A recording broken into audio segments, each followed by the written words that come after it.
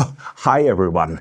Well, be honest, how many nights have you been spending running the math at the end of the week, entering work times, trying to figure out how those decimal hours work, just to find the answer to a very simple question? How much do I even get paid? And what about the 6th day, the 7th day, holidays? It all comes down to understanding the difference between worked hours and payable hours. For that reason, we have carefully prepared an experiment to show you how that actually works. And I promise at the end of that video, you don't need this thing anymore. So here's another video for all you hardworking people on set and at the production office. And today's topic is the science of time card calculations.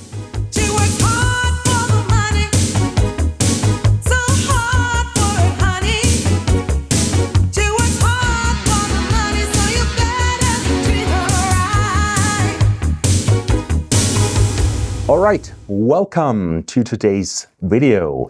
Well, this is going to be a very, very dangerous experiment. So handling with overtime is always kind of a mess, but I think I still don't need this anymore. So, all right, here we go. All right, so let's talk about worked hours versus payable hours. Well, for that reason, I have here an entire bowl full of worked hours. So every white ball represents a worked hour. And you know that you're hired for a production, maybe for 8 hours a day, 10 hours a day, whatever. So basically you just start working, right? And we call this first tube here your base time. So I'm working like 2, 3, 4, let's say I'm working 8 hours, right? So that's wonderful. Now, the problem is that usually a shooting day lasts way longer than 8 hours, but my first tube is already full. What do? Well, I have to keep on working, right? But now basically my worked hours, again, every white ball represents one worked hour, goes into a next bucket, like this tube, the second tube. Let's say like another 4 hours. So I have worked in total 12 hours. But these 4 hours are in an OT1 bucket, as we call it. So it's in the first overtime category here for a regular working day. And that means every hour worked here represents, in our case, let's say as an example, 1.5x times of a regular hour. Now, there are different factors, and of course, there are different structures. We will see that in a couple of minutes. However, that means, whereas here in the base time, every worked hour is also expressed as 1 hour in payable hours, here we already have 1.5x. So each hour represents 1.5 hours in payable hours. So let's see what that actually means. So I have to stand up because I told you it's a very dangerous experiment. So here I have my payable hours. So for my base hours, my 8 hours, I have a factor of just 1x. So each worked hour represents just one payable hour. So 1, 2, 3, 4, 5, 6, 7, and 8. So that's kind of the equivalent, right? But here, for my next 4 hours, I have a factor of 1.5x. So what does this mean? If I have worked 4 hours, I actually get paid 6 hours. So it represents 6 payable hours. So here we got our 4, and then another 2 for our 6 hours.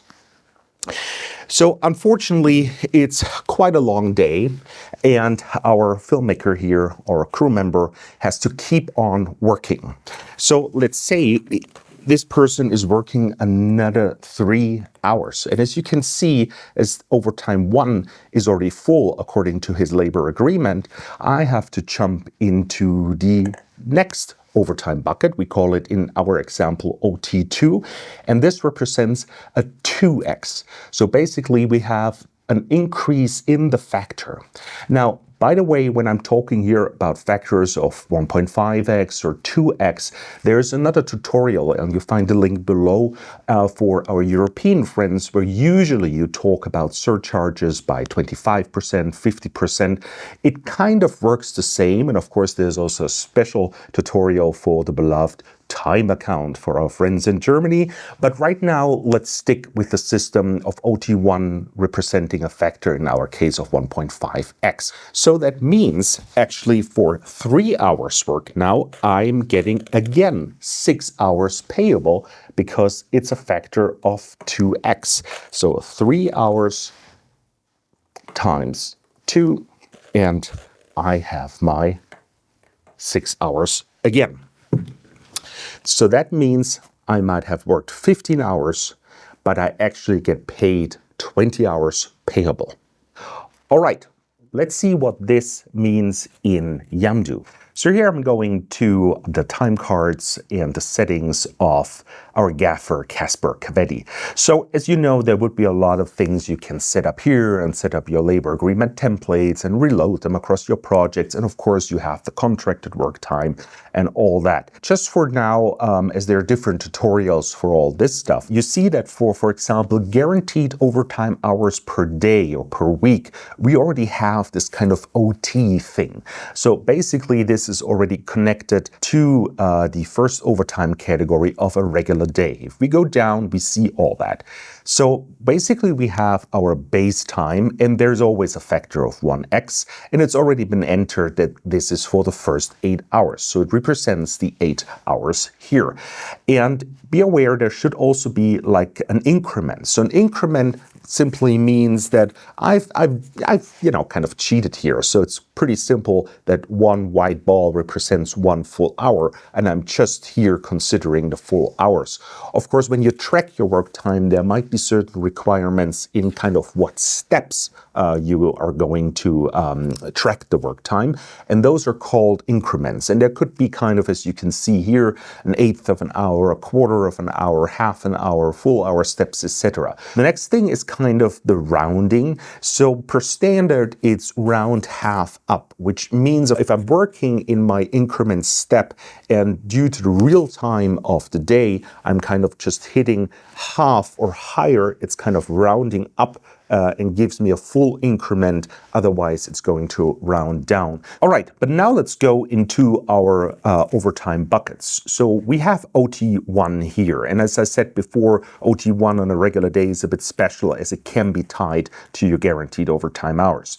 But in this case, let's say we say simply it's 1.5x as we have it here. And the hours are for 4 hours. So it's the 9th until the 12th hour. And then, of course, the increment in this case stays the same, and we also round half up. And then let's set a similar thing for OT2, and we take here a factor of 2x, and it's only for 3 hours. And then we also have the increment of 1/4 of an hour and round half up. So we've set our OT2. And now we have reached OT3. So what's actually happening for the next bucket? In this case, we say it's a 3x and we call it elapsed. So E stands for elapsed. And that's represented by this fourth enlarged tube here. In our case, in this particular agreement, we say on the regular day, every worked hour beyond kind of the 15th hour here in total goes into OT3, for example, with a factor of 3x, which actually means no matter how long I'm working on that day, each worked hour always is considered and calculated with a 3x factor for the payable hours. As you can see here, there are 2 more, OT4 and OT5, but you don't have to use them because with elapsed, as you can see, they're already turned into N/A, not applicable, because once it is elapsed, nothing else can be then here to the right side. You can also skip one if you, for example, always want to have OT5 as a 4x or whatever. So you're pretty flexible here. And of course, again, you can reuse all this in your templates. All right, so in this case, I already have one work start time. It's 6 o'clock in the morning. And as you can see, there are a lot of columns for Casper, but no worries. There are other tutorials dealing with, for example, meal breaks, meal penalties, non-deductible breaks, and all that. You will find a link below if you're interested in those parts. Here, let's just focus on work start, work end, and we have our work end at 2300. As you can see here, I can easily change between the AM, PM format, the 24-hour format, military format, or decimal hours. In this case, let's do AM, PM. And as you can see, it gives me here 17 worked hours, but actually 26 hours payable. So what happened actually here? So in our example, Casper has been working 2 more hours. So let's do this here. So he works just 2 more hours. So we get from 15 to 17 hours. And they land here in the OT3 with a 3x. But what does that mean in payable hours? Well, you can see pretty clearly here that it means the following. So we have the base of 1x, right? So we have 8 hours times 1x is 8 hours payable. For OT1, we have 4 hours, 1.5x gives us 6 hours. 3 hours, 2x gives us 6 hours again. And then we have another 2 hours with a 3x, which actually gives us again 6 hours. So as you can see, it kind of already reaches the maximum of my little studio here. Let's just pretend I have like 6 more orange balls in here, which gives me not 20, but now 26 payable hours for 17 hours worked. All right. So as you can see here, with 11 p.m., this working day was like wrapped quite late, actually already during nighttime. So let's go again to Casper settings. So in this case, I want to enable night premiums, and something is already filled. So NP1, NP2, NP3. So again, when working at night, they might be, don't have to be, but there might be certain categories, again, similar to our overtime buckets. We also might have different night premium buckets, which means then I will switch to only have NP1 active, and it will represent the time worked from 10 o'clock at night until 6 o'clock the next day. NP2 is N/A, and then we just have a factor of 2x for NP1. Now, as you can see down below, there's something very strange. It's called compound. So compound basically means that you have to tell Yamdu what Yamdu should do in the calculations when 2 things occur at the same time, because you could be already in OT3 and also entering nighttime. So there are only 2 options. You can either compound no, which means like those 2 premiums are not added up. Basically, Yamdu takes the highest of the 2 applicable factors at any given time. Or you say compound, yes, please compound with other premiums, which basically means you add up the factors, right? So in our case, let's try it with compound, yes. So we are actually combining potential overtime with potential night premiums. So, and we can easily see as this time card has been recalculated, you remember we start at 6 a.m. in the morning and we work until 11 in the evening. And now we have 28 payable hours, as you can see. Why? Because we already have like those 2 hours we worked for overtime 3, right? This 1 hour worked between 10 and 11 p.m. is actually occurring during night. So that means 1 hour is actually worked in nighttime. And that means as the setting is set to compound, that I actually take the factors, the 3x for my OT3, and for an additional hour, my last hour worked in this example, I also get the NP1 with a factor of 2x, which then means it's basically adding up to not only have the 26 hours payable we had before, but actually the 28 hours payable. Now let's take a look if maybe we even work longer. So let's say we work 1 hour longer until midnight. So in this case, of course, I would add one more into nighttime, and I would also add 1 hour more into the OT3. Because from that time on, we keep, working, and it's compounded with the night premium. So we get a staggering 33 hours payable. As you can see here, because we have 1 hour more in OT3 and even 1 hour more in nighttime. All right, so for 18 hours worked, we get 33 hours payable. Not bad, right? But it's also a very, very long day.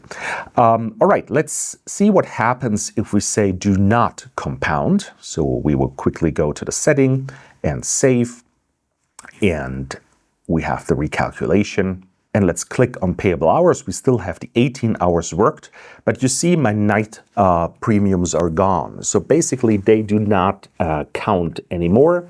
So I get rid of my night premiums. Why? Because they're not compounded, and Yamdu actually takes the highest of whatever is an applicable factor, and as OT3 is calculated with a factor of 3x and the NP1 only with a factor of 2x, then we prefer to take the 3x, right? Now, all our rules here are, in our examples, set up for a regular day, but there are also other day types. So let me quickly bulk edit this time card, get some more working days, a bit easier of days, because Monday was very, very hard.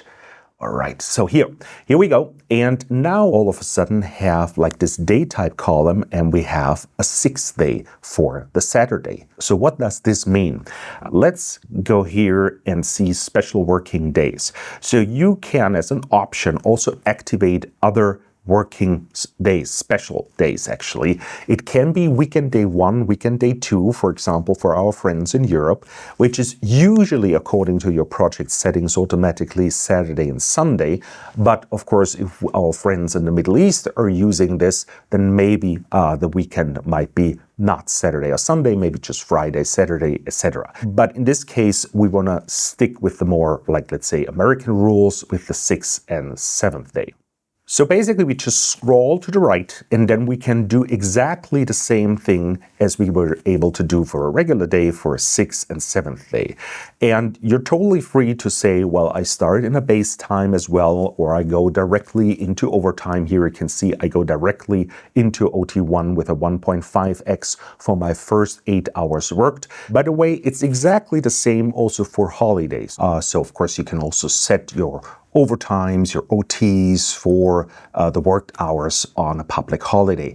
By the way, not always is like an official public or bank holiday also considered to be a holiday when it comes to calculating work times. So in this case, you can simply import holidays, for example, for the United States or any other country or region, and it will show you all the potential public holidays, but you can also disable, for example, here President's Day and Columbus Day, or then you see them in the drop-down menu and you can just put them back in. So that's kind of how you can differentiate, for example, if our crew member Casper is paid holiday premiums, for example, on Columbus Day, President's Day, and so on and so on. Now you can see we have Saturday flagged as a 6th day. We have 14 payable hours for the 6th day. So as you can clearly see, we are, for the 6th day in our settings, immediately in overtime, right? Here, for example, if I go to the regular day, it's just the base hours with 1x